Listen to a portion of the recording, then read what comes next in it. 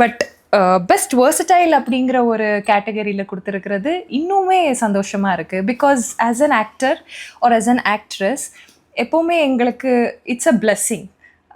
ஏன்னா எந்த ஒரு துறையில் இருக்கிறவங்களுக்குமே வந்து இந்த ஒரு ஆப்பர்ச்சுனிட்டி கிடைக்காது. நம்ம நினச்சி பார்க்காத கேரக்டர்ஸ் கூட நம்மளால் நடிக்க முடியும். ஸோ அப்படிங்கிற ஒரு பெரிய பிளெஸ்ஸிங்ஸ் எங்கள் மேலே இருக்கும். ஆனால் பிளெஸ்ஸிங் கம்ஸ் வித் டிஸ்கைஸ் எப்போவுமே.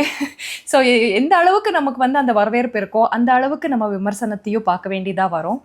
ஸோ பட் நீங்கள் வெர்சடைலாக இருக்கணும், இந்த மாதிரி உங்களுக்கு பல அவார்ட்ஸ் உங்களை தேடி வரணும் அப்படின்னா கண்டிப்பாக நம்ம அந்த விமர்சனத்தை பக்கத்துக்கு வச்சுட்டு, நான் ஒரு நடிகை, நான் இந்த பாத்திரத்தை பண்ணுறேன், அந்த பாத்திரத்துக்கு எந்த விதமான ஒரு மைனஸும் வராமல் என்னால் முடிஞ்ச 100% கொடுத்துட்டு அதை சக்ஸஸ்ஃபுல்லாக ஆக்கணும் அப்படிங்கிறது வந்து ஒரு ஆக்டர் ஒரு ஆக்ட்ரஸுக்கு அவங்க மைண்டில் கண்டிப்பாக இது இருக்கணும்.